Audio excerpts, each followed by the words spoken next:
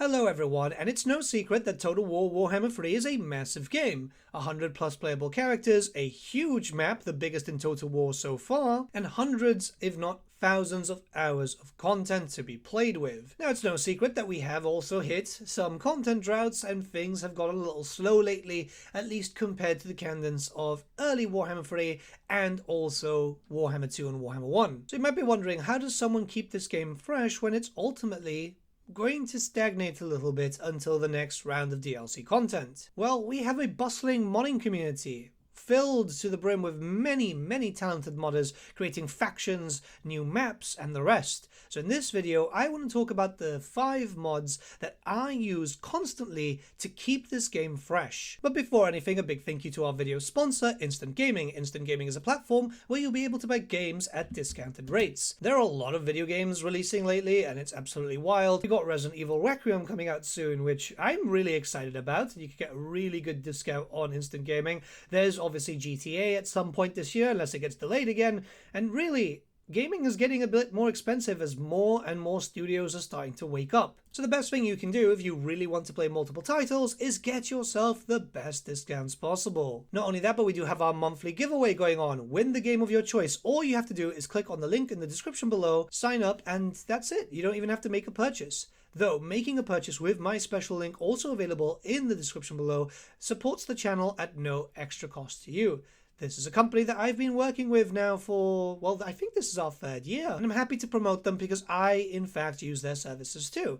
Yeah, you know, I am very addicted to my tabletop armies, and when I want to buy a game, I want to make sure that I'm getting the best deal possible. So thank you to Instant Gaming for sponsoring this video. Let's return to our regularly scheduled programming. Alright, so we're going to be jumping in here, and I just want to state that it's no particular order. Obviously, it's because it's a video. Everything has to kind of be coherent.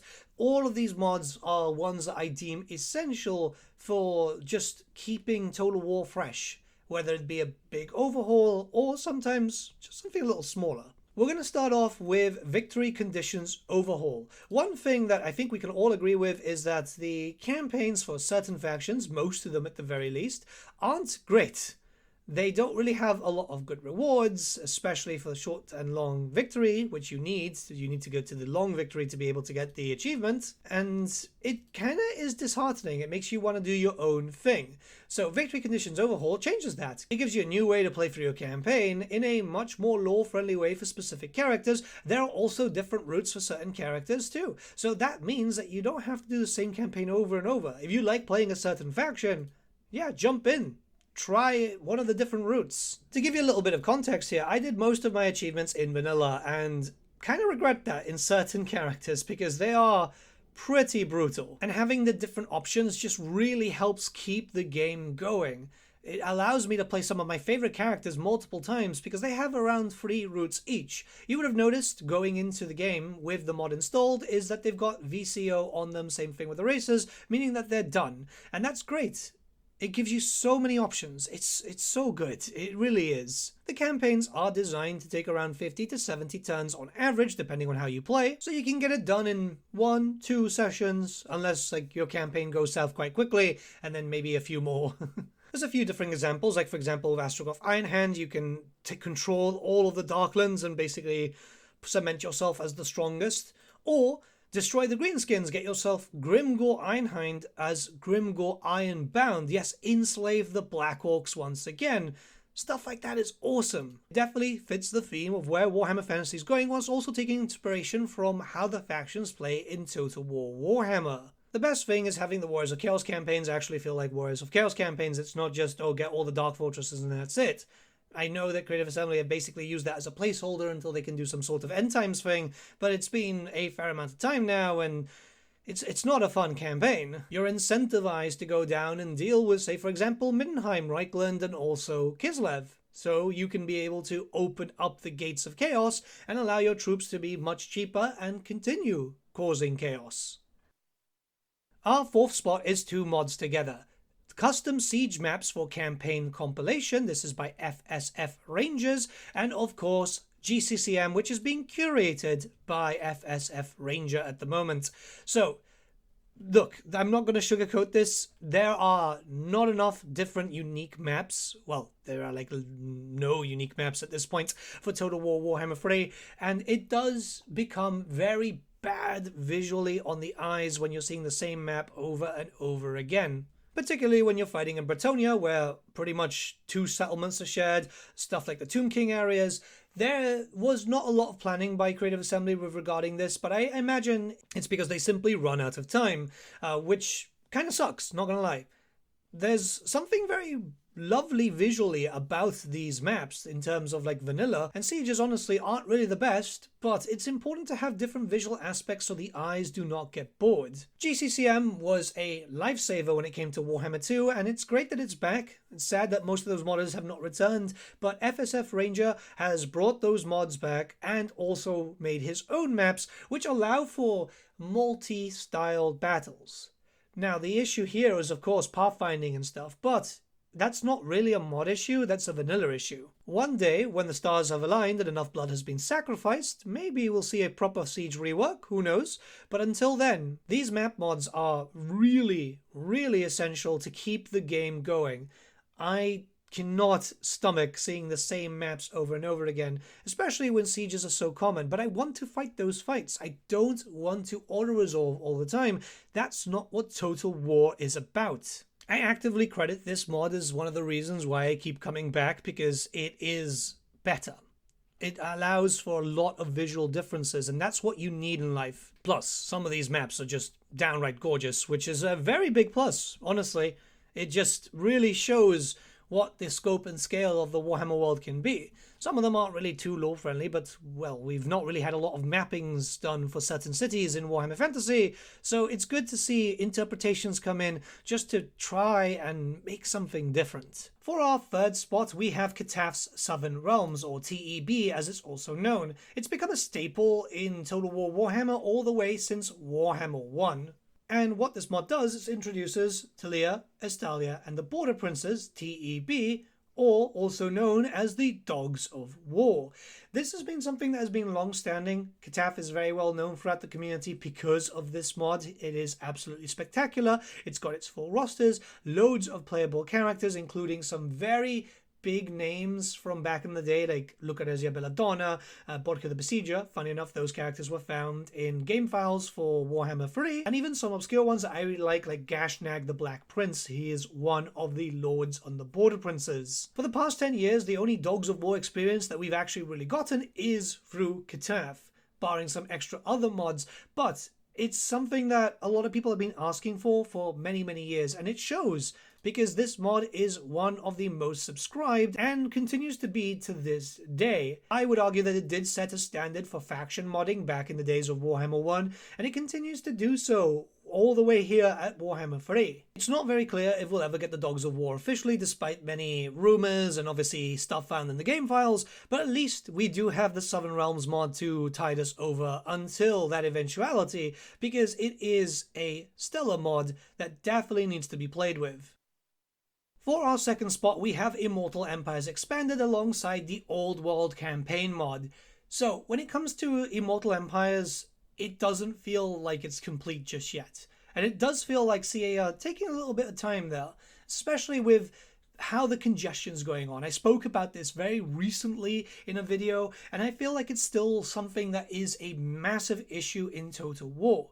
The map gets expanded with Immortal Empires Expanded by introducing more areas in the northern and southern Chaos Wastes, which I feel is quite important, especially for the Chaos factions, opening up Ind and Koresh, settling them really, really well to a very lovely degree, in all honesty, introducing other locations throughout the Warhammer Fantasy world, including in the Mountains of Morn, some islands near Lustria, and finally, obviously, introducing the Lost Isles of Elephas, Nippon, and a small area for the fabled lands of Lumbria. Even some small areas like, say, for example, Kosun, which is Warhammer Fantasy Korea, that's the official name now, just adds a lot more depth. It makes the world feel more alive. I would feel incredibly disappointed if we got to the end of Warhammer Fantasy's life here with Total War and we didn't get a map and scope and scale of this. But thankfully, we do have modders who want to do that, who want to increase the size of the game to be able to allow for the congestion to feel a bit less demanding, alongside catering to the many, many mods that are in the workshop to introduce new factions, new races, and practically everything else. Immortal Empires Expanded adds around 174 new settlements to the game world,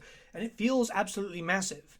We've also got the Old World campaign mod, which is huge and brings it more in line to what I really wanted from this game in terms of map size, even if it's just for the Old World and the adjoining areas, which understandably can't be done by the developers because yeah, it can be quite demanding. And naturally, the developers need to make the map small and compact while still very large, but to be able to have people to be able to run the damn thing, right? It's quite important that they do make it so lower end hardware can run it, and that way they can generate sales. So it's nothing against Creative Assembly there. I just wish that the map was a tiny bit larger, in all honesty. Immortal Empires Expanded honestly barely ever leaves my load order, because that's what I want for the future of this title. I want a huge world map with all the countries that we know about in lore, so we can conquer them all, right? Who doesn't want that? Before we get into our first spot, we do have to talk about some honorable mentions, the first being OVN Lost Factions. I'm going to specifically highlight Araby here, mostly because it's the one race I've always really wanted to see properly fleshed out, not only in just Total War, but in Warhammer in general. The OVN Lost Factions team are some of the best and brightest that we have in the community, creating races, playable races like the Famir, like also Araby, and many others in Warhammer 2 that still need to be transported into Warhammer 3 if that's still the intention. If you're looking for DLC quality faction mods, you see the name OVN there?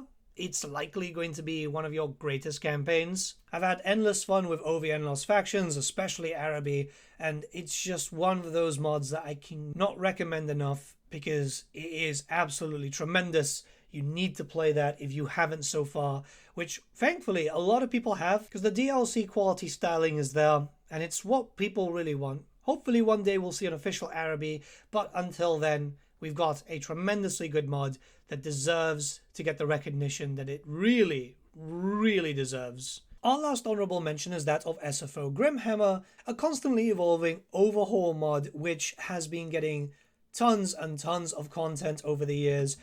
It basically changes up Warhammer 3 to a different type of standard.